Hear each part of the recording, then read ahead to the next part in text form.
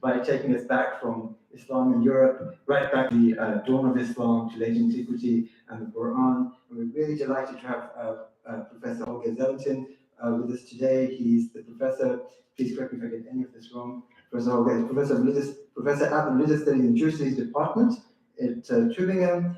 He's an award-winning scholar whose monographs and articles and book chapters cover the New Testament, rabbinics, and of course the Qur'an. His current research project is the Qur'an as a source for late antiquity, which is the recipient of a very generous European Research Council grant.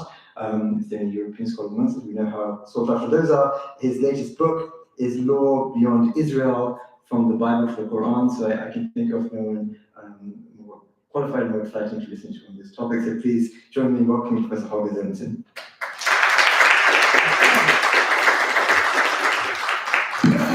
So, thanks, Saki, for the invitation, the kind introduction. Thanks to you all to spend your precious lunch hour here with me. Now, I'll be honest, this is here is my cup of coffee. And I need that because I'm still jet lagged. And I want to finish it by the end of this talk. Now, the only way I get to drink this without feeling bad about this, you ask questions. So the idea is I'll be presenting, and I have as many examples as you can digest. But my sense is that most of the text and details and whatnot that I'll be introducing will be new to you. And I think I'd be really, really grateful if, at any given moment, just raise your hand, and I'll keep talking a little bit, but I'll let you speak. And then if you ask me to clarify this, clarify that, I promise you most people in the room will be grateful, and I'll be having a possibility to have some coffee. So that is the idea. And we have about an hour total, and we can just use that for lecture and discussion and question and Q&A. Now, before I'll speak about the content that I want to present to you today, which is the way that the Quran deals with Jewish and Christian law, with biblical law in particular as well, I just want to give you a brief overview of the times and places and the Jews and especially the Christians around Mecca and Medina. Because for most people, when they think about law, they maybe have an idea of Jewish law, which comes either from Palestine, land of Israel, or from Mesopotamia, present-day Iran. But there's actually a whole bunch of Christians that also practice law. And if you paid attention in your patristics class, you'll have learned that, wait a second, didn't Jesus, get rid of the law? Didn't he transform it? Didn't he, wasn't the crucifixion the way of getting beyond the law? And the fact is that for the Western traditions, by which I mean Greek and Latin Christians, that's true-ish. But for Christians in the East, of which there were all kinds, different kinds, that's not a fact at all. They practice law, they saw themselves in continuity with the laws of the Bible, but they modified them by saying, basically, yes, Jesus came to take away some laws, but only those that were given as a punishment for the sin of the golden calf. And the Israelites, during the Exodus, they said, God is all nice and fine, but we still need to make sure that we cover our bases. They put up the golden calf, worshipped that, and God was very unhappy. And in the way that these Christians read the Bible, the laws given afterwards are a punishment for that sin. And intriguingly, this is kind of one of the central ideas that's shared between Christians and the Quran. So you already have a sense that in the way of receiving the Bible, that there's a great continuity here between Christians and laity Christians of the East and the Quran, not so much of the West. And you also see that in Judaism. So let's see. So we have Mecca and Medina, and no matter what some scholars claim, some newspapers write, Islam is really from Mecca and Medina. Some of you might not be surprised, but this is more or less established now that the archaeology is difficult to establish. And the Quran really is from the time of the Prophet. There's some people try to question that, some with good reason, some others because it was fashionable. But we really are, at the turn of the 7th century in Mecca and Medina. First, the Prophet, he starts out to preach to his compatriots in Mecca. They basically drive him out of town. He fails. He goes up to Medina, and here we have Jewish confederations. He negotiates with them, and they basically make him sort of a leadership position that seems to be very well reflected in the Quran. And eventually he takes over, and then the conquest first of the Islam, of the Arabic Peninsula begins, and of basically all territories that you see on this map. And much of that was not by coercion, it was by negotiation, and it was also by convincing people.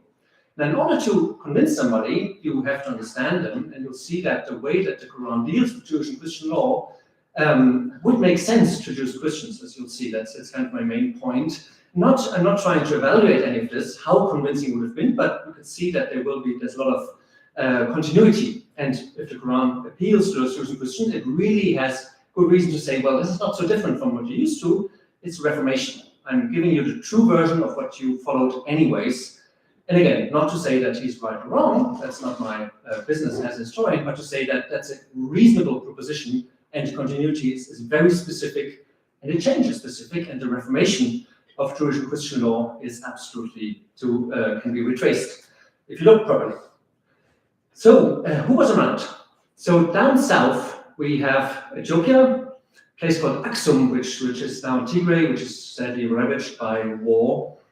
You might know it from the news. We had an Ethiopic king who was Christian. He had converted, and his empire was sternly Christian, speaking Ethiopian, Ge'ez. And these people had ventured for centuries into Yemen, again, another difficult place at the current moment. And so we have Christianity and also, interestingly, Judaism established down south, mainly the Ge'ez type. Here, scholars are still working on the question, like, how much continuity is there really between these people, but we'll come back to that. But in the south, it's not so clear how much the Prophet really has encountered these people, how much his community traveled south. Of course, there's contact, there's Ethiopic loanwords in the Quran, but the study of the Ge'ez and the Aksumite tradition, this Ethiopic Christianity, is very difficult. The sources are late, and there's nothing as clear as there is between the relationships between the Quran and the north. So south, clearly relationships, especially Najran, you see here, was a Christian city. There was a big martyrdom here. There was a fight between the Jewish king and Christian people that lost, but then eventually the Jewish king was driven out. So all of that is probably prepares the Quran, but it's not clearly reflected in the Quran. It's more broad continuity. Now in the north, it's very different. We have very, very clear sense of continuity here. And that continuity, again, is channeled by various types of Jews and Christians. So firstly, Mesopotamia, present-day Iran, Iraq. We have, on one hand, a Jewish community that has given us the Babylonian Talmud, so the key work of the Jewish tradition. And we also have both Miaphysite and Diaphysite Syriac, Aramaic-speaking Christians. And here in Mesopotamia, but also in Palestine, the land of Israel, we do have Christians that do follow this more pro-law, pro-Israelite discourse, that see themselves in continuity with the people of Israel, not as a new people, but as the continuity. Now, at the time of the Prophet, of course, Roman Palestine was under Christian rule, and Mesopotamia was under Sasanian rule. Those were Zoroastrians. And it's very clear that also the law of the Byzantine Empire interacts with the Quran. But more importantly, the Syriac Christians that lived in the eastern part of the Roman Empire, in the left circle here, and also the Christians that lived in the Sasanian Empire, present-day Iran, their laws are very, very central to understanding the Quran, and that will be my first example. Now, as you'll see, there's a fair bit of distance here between Mecca and Medina and these places. We know that people in Mecca and Medina traveled. We don't know the details yet because the Islamic tradition, even though reliable broadly, has been updated perpetually in later centuries. So we don't quite know who brought what idea where. We just see the end result that many of these ideas are shared between the Quran and these Aramaic-speaking, Syriac-speaking Christians. But it's very important also to remember that there are, to the south of these empires, we have in these circles Arabic-speaking Christians. In the east, the Lahmids, who were Diophysite, so that they think about Christ and the Trinity in different ways. Then those to the left, the Hassanids, who thought about Christ more in a Miaphysite way. But these were allies of different empires. So they were Arab-speaking Christians that related to the Syriac Greek-speaking neighbors to the north. They were allied with the Byzantine Empire when it comes to the left circle here, and allied with the Sasanian Empire to the right. So it's a plethora of people, but the key sources really are from Mesopotamia and from the land of Israel, from Palestine. So that's the broad background. And before I start speaking about the Quran proper, I'll give you a few examples of how that interaction looks in the short time we have, to give you a clear sense of what all that means, all that theory. So before that, are there any broad questions? I want a sip of coffee, so any volunteers? Is there any clarification I can give you? Is this all old hat? Is this something we're like, hey, wait a second, I haven't thought about it this way. So if anything comes up, feel free to just raise your hand. Don't be shy. All right, so let's jump in then.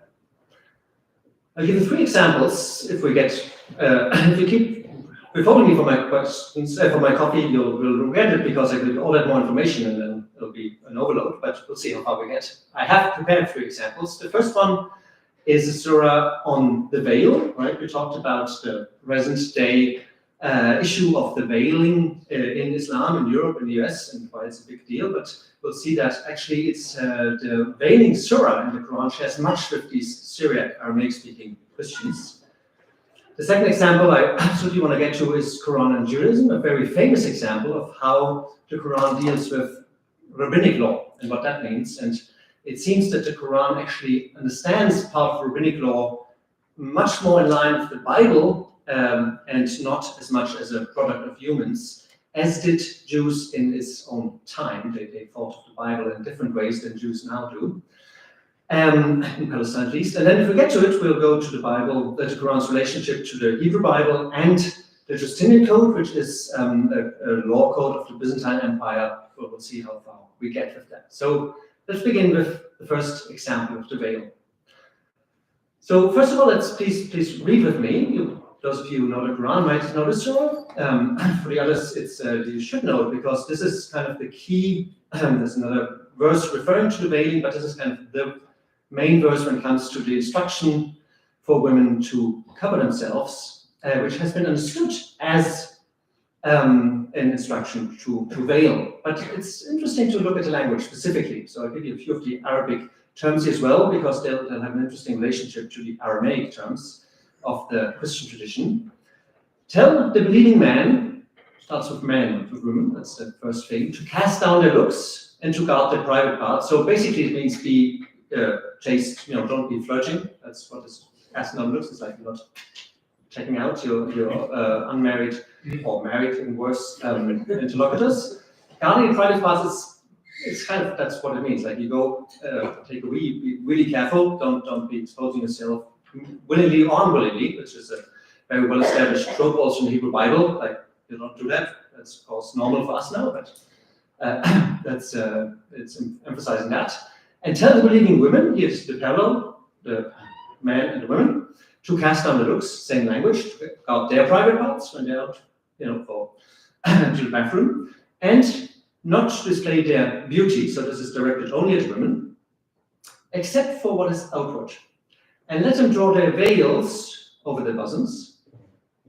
And it's really like the cleavage is the word that's used here. I should have put in the Arabic. And not display their beauty except to their husbands. And this verse talks about not as much a headscarf as really the exposed cleavage, which is quite clear. And that's kind of what the Quran tells us. It's very straightforward on one hand. But now if you think about this, like, okay, this is interesting, that's a very clearly established Islamic principle.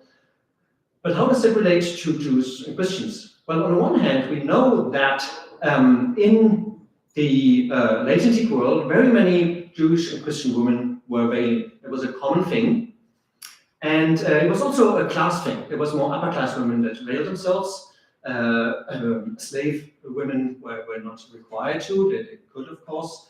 And it was also, it's very, very varied. It's changed over centuries. And so it's just, you could say, oh, this is interesting that it's general continuity. But if you go look a bit further and look at a Syriac Christian text that is called the Didaskalia Apostolorum, the teaching to the apostles.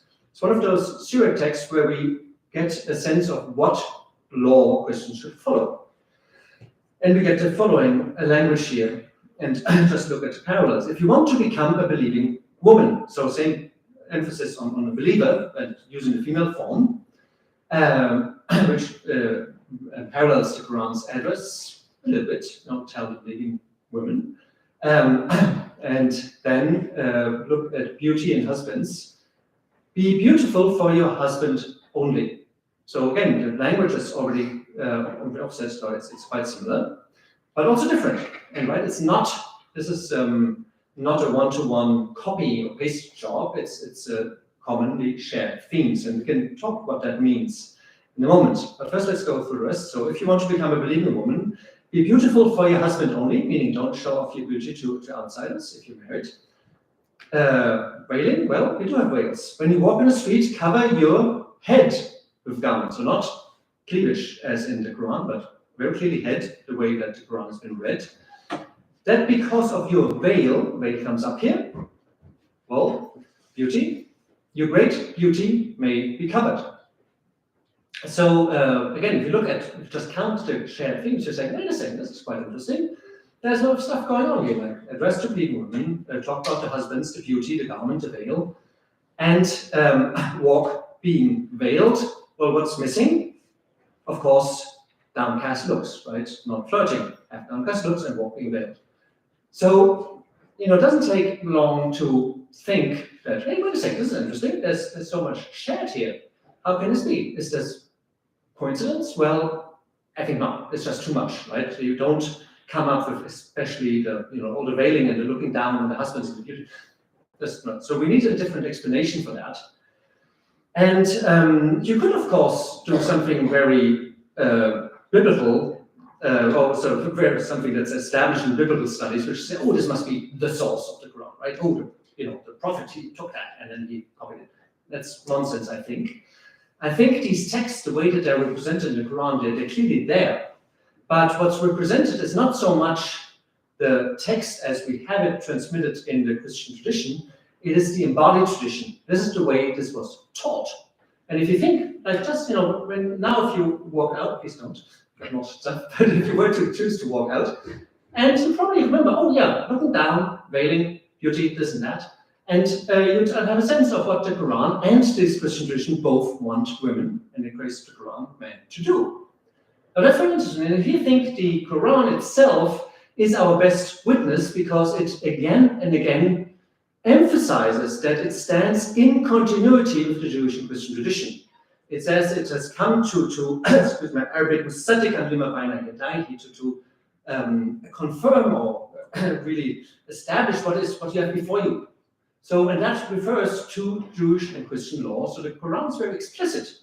Nowadays, in Islamic studies, sometimes people, especially if they're more on the conservative Muslim side, they are a little bit shy to say, oh, is this like Christian and Jewish? No, we want our own.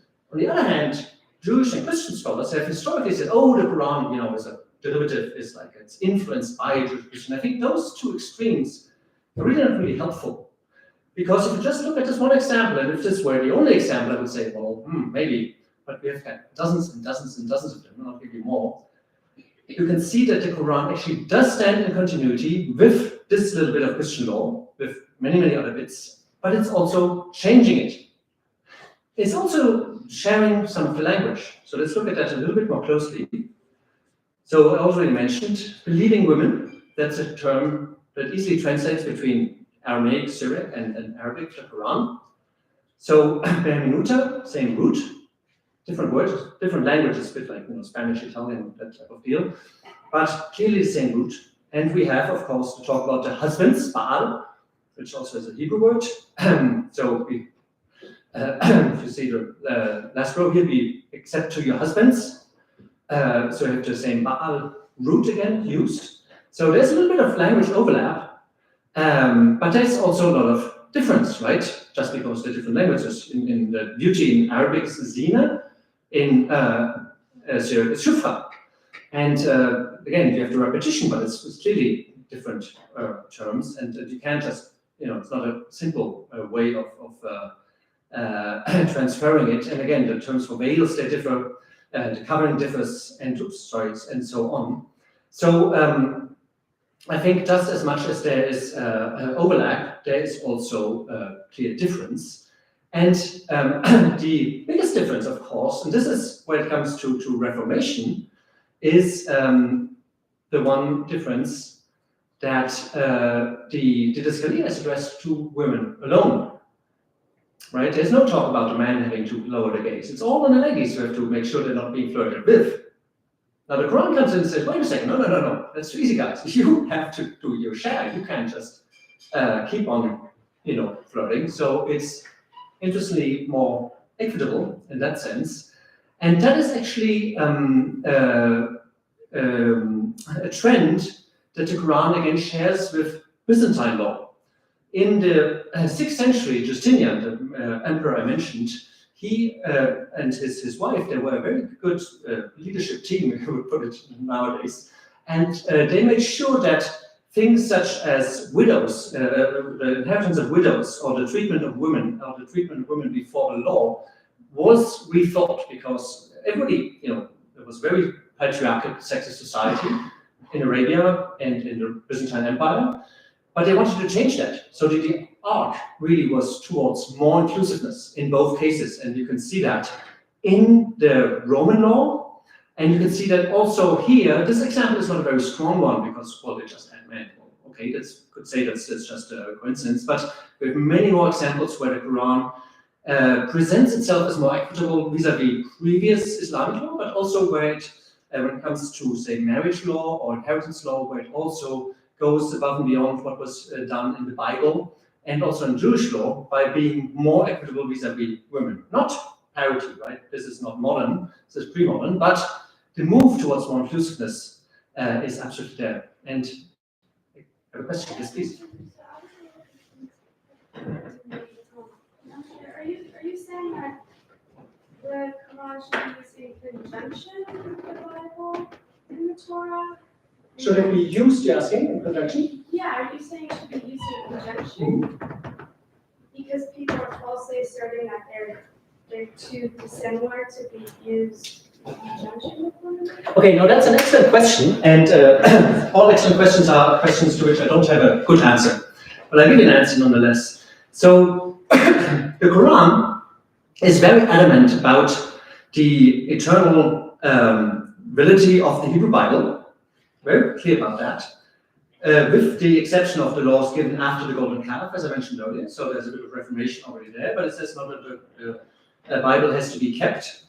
And it also makes a broader claim of continuity with Jewish and Christian law as practiced. But at the same time, it's very adamant that there is what it calls a tahrif, corruption of what's very difficult to describe, but that somehow the Jews and the Christians of its time, most of them, not all, don't really live up to their own standards. And that question you've been asking has been asked by Muslim jurists for centuries, and they all came to the conclusion not all of them, with very important exceptions, but the majority came to the conclusion that it's okay to look at the Hebrew Bible, but you can't really trust it. And if you don't find confirmation of what you're reading in the Quran, better keep your hands away, because you never know which is which, and the Quran, along with the Islamic tradition, gives you enough to work with. So if you're speaking as a Muslim, which I of course do not, I'm speaking as a historian, then it's a difficult relationship. Studying those scriptures is not a bad idea, but you have to be careful. There are some medieval examples which are really, really wonderful, where people actually say, no, we have to go further, and we have to actually study these texts and make sense, and give them a little bit more authority, always being careful. And then one of these people, which is well known, not well known in this case, is Ibn Taymiyyah, the important philosopher jurist, who says that actually the Bible just needs to be read properly. You just, it's not as much falsified, it's just you have to really read it. For example, when it says that, for the Gospels even, then that Christ is the Son of God, you would say things like, well, all Israelites call themselves children of God, so he's just the Son of God by that, right? So what's the big deal, right? So he's not as legal as theological, but was an option taken by some Muslims in the Middle Ages. But that basically has receded nowadays. So in contemporary Islam, it's less open. Of course, there are many Muslims who do now in scriptural reasoning groups or in religious encounter do engage with these other traditions. But by and large, the type of work that I'm doing here with you now is the work of a historian that has no normativity at all. It's interesting because it helps us better understand the nuance of the Quran and what it's doing, but it's not going to find any normative application as far as I know, and that's not my point. Thank you for the question. Yes. Well, thank you so much. I have your book, by the way. It's excellent. Thank you. So I have one mini question and I have one more mega question. So on the mini question, I wonder if you took pen to guard their private parts. I feel very literally, like just taking away their something, or is there a reason why you do that, or based on the intertext, or couldn't this just be like don't commit zina, don't fornicate?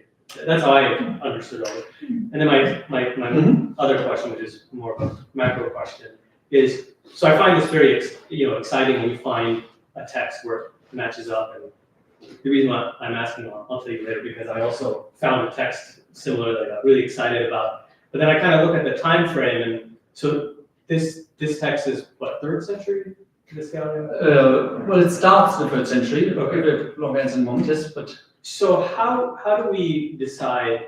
I'm very convinced by it, but I'm just asking, like, how do we decide that if the text is several hundreds of years away, that you think that there is some sort of relationship between the texts? That's really my question. Yeah, so how do you know that it's in that area? And what if, for example, there was another text that was closer to the Quran that it was engaging with, and maybe it was only in the opposite direction trajectory? Hypothetically, we don't know this. How do you, as a scholar, you find this text, you're excited about it, now how do you make that connection and say, I really do think that there's a connection there? Yeah, so I think for the first question is kind of both have good answers. So the private parts, of course, we know one example in the Quran where guarding private parts means simply chastity, as you suggest, and it's married, right? She guarded her private parts, so she's somebody who certainly did, because that's the whole point. She did not have any type of illicit intercourse or intercourse at all in her case. And of course, that's also implied. The reason I go more literally in this case, in my translation, and also in my presentation, in the way I phrase it here, is that, of course, it goes along with the cleavage, right? It's very, but I think you're absolutely right to say that that implies that the marital fidelity is absolutely implied here, and that's of course the whole point. So absolutely. So I think thanks for pointing to that. That's should have been clearer about it. But I think the physical exposure is also part of that, because we do have that in the Hebrew Bible. We do have a big deal about bathing in common in Christian sources, because the Romans were all bathing, and so there's an established discourse on that. We call it bathroom hygiene, so to speak, moral bathroom hygiene. And so I would say it's absolutely both. But yes, thank you for pointing to the fact that yes, that's more than assumed. This is applied both in that expression guarding the private parts in the Arabic being used here. Didascalia. So this is an interesting and important question. So as you're right, like we have a few shrapnels, traces of a Greek didascalia from the 3rd century. But didascalia, so many of these texts, both Jewish and Christian legal texts, they keep growing. And they keep growing, they keep being translated, and they keep being lived. And we know that because, for example, much of the didascalia is incorporated in a later text called the Apostolic Constitutions, that again is then translated into Coptic, into even Arabic at some later point. And so it's a very much a text that's alive in literary extraction. We do have a Latin translation from the 5th century that incorporates all that's parallel to the Quran. So we know, okay, in this case, the idea that this really absorbs something of the Quran can reasonably be excluded because it's on a palimpsest, it's dated. So we believe that. But interestingly, the earliest Syriac text, and this is the text I'm citing for you, actually does post-date the Quran. And it's from very early 8th century manuscript, but it is using very archaic Syriac. So again, nobody had any, at that point, any skin in the game to, counterfeit these things. So I would say that with the archaic language and the attestation in the Latin in the 5th century, it's fairly reasonable and established Christian text. But again, we're moving already, a couple of centuries each sentence I'm giving you. And if the text is a living text, that of course gives you more chance that it's being received orally, as I mentioned earlier. So it's really like it's the discourse that's going on, and that of course gives I would call that the Protestant fallacy, not because I'm teaching the Protestant faculty, but because Protestants like their sources, right? And they like their influence, they like the way that these texts travel, and they conceive of any type of cultural interaction as if somebody went to the Mecca or Medina Public Library, pulled out a text, and then starts copying, right? That image is too much in people's minds, and some of my colleagues like that. I'm sometimes guilty of that. But I would say no. Let's think about it. Like this is the prophet who proclaims things publicly, right? Of course, we don't know what he does in his private study, but we do know that the Quran itself reflects the accusations of the community saying, oh, you're teaching only in the evenings what this and that person teaches you in the mornings, right? And of course, there is a good chance that there was a Christian slave that Muhammad had. And there's no denial at all on the part of the Quran that there was discussion with these people. There's discussion with the Jews, there's discussion with the Christians. These ideas were all floating around. The Quran's response is very clearly, well, yes, but this is clear Arabic. This is something new. This is something that has no precedent, and thereby I have proof that this is directly revealed, because whatever they're teaching me, don't let them teach me, but the discourse itself is divine because of its Arabic nature. And so the immorality, if you take any of these phrases, right, it's an accusation against the Quran. And if the Quran said, oh, that person doesn't exist, or we've been talking about, how to feed the camels, it would be different, but it doesn't say that. It says that person didn't speak Arabic, it speaks Jamia, so probably, some other language. So the Quran itself points to that orality, points to the interactions between the community and the prophet and these Jews and Christians. So orality, I would say, really is the framework, and written texts are helping us to reconstruct it, but they're not the goal, right? But of course, it's nice to trace them anyways and say, oh no, this was very much alive in the time period. Right, thanks for that. So then, move on. Oh, yes, Saki. Let's go back. So, thanks, Michelle. So the phrase there from the bottom, and let them draw their veils over their bosom. So as you know, in modern interpretation of the Quran, there's two ways this has been read. Either that women have to, number one, have a veil, and number two, use that veil to cover their bosoms. Or, they had a veil anyway, that's part of the culture. All the Quran is really requiring them to do is to use that garment that they were already wearing to cover their bosoms. So the real point of the command is that the breast be covered. Given the intertext with the Didaskalia, which is explicit that cover your head with your garment, do you think that can help us decide whether the Quran requires women to cover their heads here and use that same garment to cover their breast, or is the point of the text simply to cover this? Yeah, I would say, so my guess, and this is really a guess, even though the question you really want to answer, you can't, and this is one of those. I would say what happens quite often, if you look at Quranic law more broadly, is that the Quran tries to push against certain aspects of local culture, be it local Arabian or Jewish or Christian, and then the way it's being read is more traditional, right? It's pushing against like some of the tribal structures, and what do you get? Tribal structures, pushing against some of the inheritance restrictions, and some people just go on as if nothing happened, right? A flagrant disregard of Quranic law. I would think sometimes here the most likely scenario, which I have no way of confirming or denying this, is that the Quran actually is only talking about the bosom and making that point, but that it was later read in light of Jewish and Christian stricter readings, and then the headscarf is secondary to that. That would be my guess. So don't like guessing, but I think it's an important point nevertheless. But we do have some parallels, and I think not enough work has been done to point out the discrepancies between Quranic law and later Islamic practice, which there are not endless amounts, right? By and large, the Jews were really good, close readers, but sometimes they're not. Or sometimes cultural practice was so entrenched that they just went with the flow. And I think this might be one of the examples, because I would say this would be an odd way to tell, covering your head, but telling you cleavage is just, that's not something that we get a lot in other cultures. Covering the head or not, that's the big question. So I would say if this was about covering the head, the Quran would tell us. And it's not. So I think the covering the head is not really here. Thank you. All right, thank you. And then let's go to the next example. And this is the Jewish tradition. Now, this is an example where this has been long recognized by a rabbi called Abraham Geiger, a couple of 100 years ago now almost. And he has made much of this, and still to this day, I think we're still working on it. And I'll first read the Quran to you, and then I'll show you the Jewish law, the Mishnah, the basis of the Talmud. So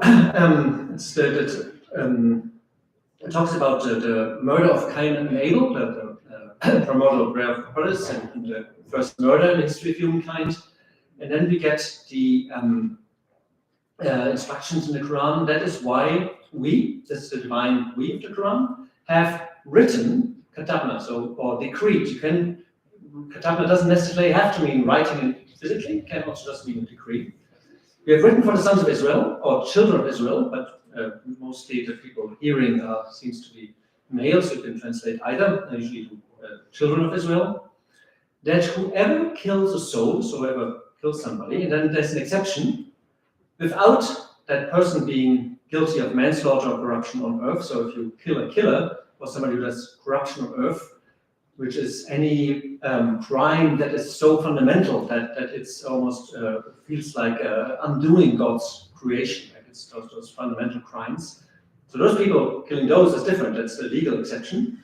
But whoever kills a soul in any other circumstance is as though he, the murderer, killer, had killed all humans together. The idea being, this follows the murder of Cain and Abel, right? What happens? Well, there's two brothers on earth, and if you kill one of them, it's all his offspring is gone. So it's almost, if you kill the other one, there's no more humans. So the idea here is that if you kill the one person, it's almost killing all of humanity. It's just as bad. That's not stated out, but it's pretty clearly. And whoever maintains a life, the inverse, if you don't kill that person, it's as though we saved all humans together. And then it switches and says, our apostles brought them, and this goes against the children of Israel, manifest signs, yet even after that, many of them, not all, it's not never putting them all in the bag, many of them commit corruption on earth. The same term like this Fasad fil Ard Musrifun. It's really anything that goes against the order of creation itself. Now, this is a very interesting phrase, and it's a well-known Talmudic teaching that's used here, but it's used against the Israelites. And it's used in a context of legal proceedings, which is, I think, quite fundamental. So let's do the same that I did with the Didaskalia and go slowly and see what's similar. Now, the Mishnah, as I said, that's a text that's the basis of the Talmud. It is the text that actually invents rabbinic Judaism, the Judaism that we have as we know it now, after the destruction of the temple. And it is a text that came about in the late 2nd, early 3rd century, a bit like the Scalia at the beginning, but we have the whole text from the time it's been transmitted very carefully.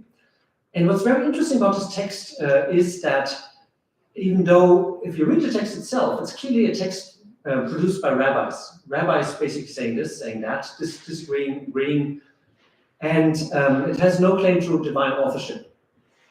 Now, then people were saying, well, and Geiger among them said, why does it say God we have written? Oh, Mr. Geiger said, and this is like, a long time ago, Avram Geiger, and he said, well, the prophet must have been confused. He thought he took this and it's Bible, but it's actually something different going on, and recent scholarship has pointed to that, which is that in the 6th century, the Jews of Palestine, in their conflict with the Christians, they have emphasized the importance of that Mishnah to the point that they ascribed it to divine authorship. Now, how did they do that? Even though it's full of rabbis, they did project that and said, well, God actually, he studied the Mishnah and he already gave the Mishnah implied in the Bible for them to then find those buried teachings of God. So it becomes a circular authorship, but the Mishnah becomes divine. And we have that in slightly post-Quranic texts like Tanhuma and the Pesik Rabati, but we also have it in Piyut, in the religious poetry of the 6th, 7th century. So again, it's very clear link, and if the Quran shares that view, well, it shares that view, and it's a very clearly traceable view, and there's no confusion going on here at all. Now look at the parallels. So that is why the murder of Cain and Abel is why we have written. We have that in the Mishnah as well, for this reason, the fikach. We have that whoever kills a soul, well, to teach you that whoever destroys a single soul, we have, is as though he killed all humans together. In the Mishnah we have scripture, the Bible imputes guilt to him, so this is a scripture interpretation, as though he had destroyed a complete world. Again, similar idea, different wording, same with the Quran and the Didascalia. Then you get the opposite, who maintains life, right? Who gives life in the Arabic. And in the Mishnah you had whosoever preserves a single soul. So again, same idea, the counter-teaching, but different wording. Is as though he saved all humans together in the Quran, and scripture ascribes merit to him as though he preserved a complete world. So I think just once again, the parallels are quite clear, and they go far beyond the putative coincidence that you can always, of course, have to question yourself. We have, the teaching goes back to Cain and Abel. We have the teaching of that one person equals the same as all humanity, and you have the inversion of it saying if you kill one, you kill all humans. If you save someone, you save all humans. So that's very clear. The parallel is, I think, cannot be denied. And again, the Quran is very adamantly saying, I am, in absolute, not an innovation among the prophets. I am really teaching you what the prophets before taught me. And here, I would go as far as say that the Quran would consider this divine law, just as the people did, the Jews did in Palestine in the 6th century. Interesting, if you look at the language, it's a bit of the same thing. We have written, is in Arabic writing or decreeing. Well, in the Mishnah we have the scripture, meaning the Hebrew Bible, imputes guilt, so hakatuv, the same root again. So similarity, but the context is different, right? The word comes up, is being replaced, it's moved around. Same with nafs, soul in Arabic, and in the Hebrew, nephesh, same root, but it's slightly moved around because in the negation, whoever preserves a single soul, you have a parallelism in the Hebrew that you're not, that's lacking in the Arabic, it's phrased differently. So you have, again, this scenario of similarity and difference. And, killing is a parallel in the Quran that's, again, lacking in the Mishnah. So what's the most likely scenario here again? I would say killing all humans together was destroying a complete world, and the opposite, saving all humans versus preserving a complete world. I would say that the most likely scenario is that, again, we talk about an oral tradition, I'm very happy to believe the Islamic report that we did have a Jewish house of learning in Medina. And I think that the community there was teaching this, and I think there was no question that this was part of divine law. And the Quran inscribes itself into that tradition, just as it says it does. And then, of course, it changes the context, changes kind of everything, if you think about it. Now, you have the glaring difference here highlighted is that, the Quran makes this exception first. If you kill a soul without its being guilty of manslaughter and corruption on earth, well, this is actually not as much of a difference as you might think, because in Jewish law as well, you are, at least in theory, and this is in theory, you are required to execute a killer. And somebody who's, there's even a term in Hebrew that is very closely parallel to the fasad al-ard, the corruption of earth, which is the making the earth impure, tumat, which again, it's the same list of really grave sins such as idolatry or sexual immorality or things such as murder, actually, that where there's an exception to the decree don't kill. So in terms of the spirit of the law, that is just a clarification that is implied in the Mishnah anyways. But it actually does something else in the Quran. If you look at the ending, it prepares the accusation against the Israelites, and this is talking about, fellow Jews in Medina, right? Even after that, many of them commit corruption on earth, even though you had this example of the prophets being sent to you, just making an accusation here, you are still guilty of these crimes. Now, there is a recent proposition by Mohsen Kudazi of Harvard to read the surah in which this appears, Surah Al-Ma'idah, Surah 5, in light of the so-called Constitution of Medina, and as a response of the Prophet to really make the Jewish tribes go with him and take revenge and against the tribe that had attacked the believers, that attacked the Muslim community. And the Jews were like, we're sitting strong.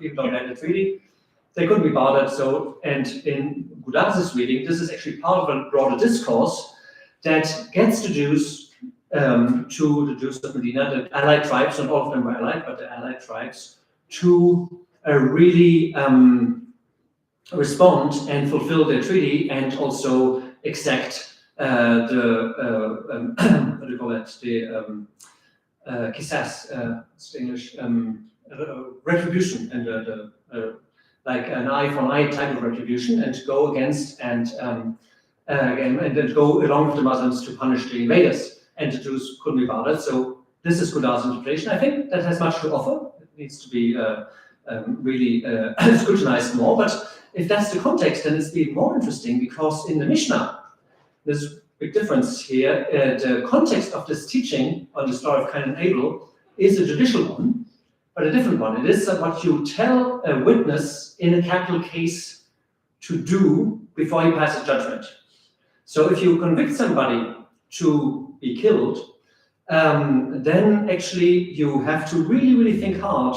Did you really see him commit that crime that's worthy now of him being executed? Did you see him enticed to idolatry? Did you see him commit a murder? And if there's any doubt, you back out. You say, no, sorry, not sure it'd be.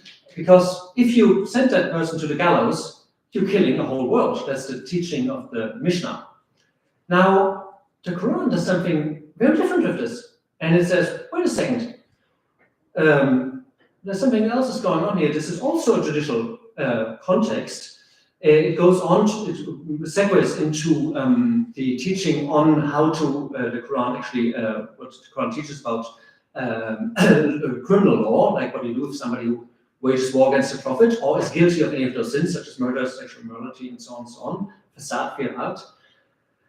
And so it's also a legal context, but here it's using this as accusation of the Israelites, in this case most likely the Jews, that they say you still are guilty yourselves of this. So it's using a judicial teaching, using the same language, but it's using it to point out to interlocutors that in the Prophet's view, they're not up to their own law. So it's using a Jewish teaching against the Jews, which is something that you get more against the Jews than against the Christians. Of course, it's also there's some criticism of Christianity in the Quran, but much more of Judaism, which is perfectly understandable if you think about the very likely fact that Medina was a Jewish city. I think there were also Christians living there, but not many. Mecca only had passing Jews and Christians in the first place, so there was conflict. Well, and then of course you have more engagement of that Jewish tradition, and you also at the same time have more immediate relevance of the Jewish tradition, so it's in this case thrown against the Jews. So I would say, just as the first example, and again, this is two little ideas, two little examples that I could give you, and there's many more, where the Quran really, again, stands in this tradition, in both traditions actually, and it's, and my view, I think, and people are disagreeing on this one, it sees the Christians also as Israelites, because many of the Christians in the time period did have an Israelite self-identity in various ways, and it's not differentiated between Jews and Christians, it's giving this to everyone.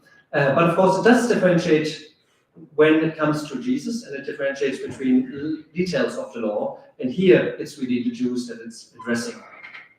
So because it's using the Jewish tradition, the Mishnah, which it does not bring back to the Christians. So I would say this is also part of its effort to reform. It's a call to reform. It's saying you guys don't live up to your own prophetic tradition. Again, in answer to the previous question, like this is something where you could go back to the Mishnah and check this, and by and large, the Quran has quite a few examples of the Mishnah that is taken up, and which is taken up sometimes, in this case, almost explicitly, usually implicitly, and it seems to be dealing with that text quite clearly, as Aaron Koller has mentioned in a forthcoming publication. So I think that's we do have time for more questions. So think about something. Please raise your hand. I still haven't finished my coffee. But otherwise, I'll conclude more broadly. Is that so clear so far? Is that, do the parallels make sense to you? Does the oral context make sense? Is it something where you say, oh, hey, okay, nice? Or is it simply say, hey, wait a second, this is really interesting. There's a lot of exchange going on. And of course, there is a bit of a sad story here, in the sense that the Islamic tradition tells us that the relationships between the Jewish tribes and the Muslims turned sour. There was wars, there was conflict. The Islamic tradition tells us that there was wholesale execution and expulsion of some of these tribes. But against this, there's many of these tribes that are supposedly were summarily executed. You do have names of these people coming up much later, which is difficult to explain if it was as bad as the tradition has as believers, unless of course some of the orphans could keep their names. So we don't know that. So this is actually a moment in the Quran where also you have to admit, yes, this is a text that comes out of a situation of conflict, just as the Hebrew Bible and New Testament, right? So there's no denying that. But it's also a text that really engages. And here, I mean, I think the historian should not be normative at all. But it's also a text where you could say, wait a second, there's a chance here to go back and as a historian or as a believer or somebody who's simply interested, and say, this is, if those overlaps are so clear, it would be interesting to learn more about them and really get a better sense of what was happening then. It will give you a better understanding of the Quran, but it also gives you a very interesting outside perspective on Judaism and Christianity. So this is why I also think that I would go as far as, and I'm probably don't have that many people following on this one, that I can say that actually without the Quran, the understanding of Judaism and Christianity is incomplete. And why do I say that? I say that because the Quran stands in continuity with some aspects of Jewish and Christian thought that is otherwise not entirely lost, but not emphasized. And the Quran here, of course, can't really teach you something about first century Christianity, but if you see something ending up in the Quran that comes from the first century, it's going to sharpen your view on these Jewish and Christian phenomena, such, for example, as the question of the whole law-abiding of Christ and a very partial application, all the other laws that were so central in parts of Christianity, and the legal relevance of laws is quite important. Also, like the Christology that you get in the Qur'an, right, where you have a non-divine Jesus that is still the Messiah. You get that in parts of Christianity and so on. So there's many, many examples where I would say that, yes, you absolutely have to read this text if you want to understand anything about not only Islam, but also Judaism and Christianity, and about the text that preceded by centuries, because it's a unique repository, at least, and it's also giving you a very interesting criticism of these people that I think, enriching, even though it is a heavy, as much as a very interesting inheritance that we have. And I think we're privileged to live at a time where we can really look at all that, and we can contextualize debates in Denmark in the 21st century with a debate that happened in the 7th century in Medina. So thank you very much.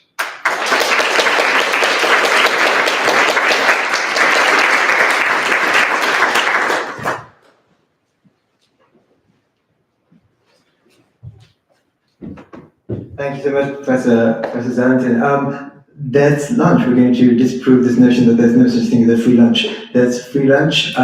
Please stay, please mingle, please spend some time with our guest. And let's once again thank him for his time. Thank you so much.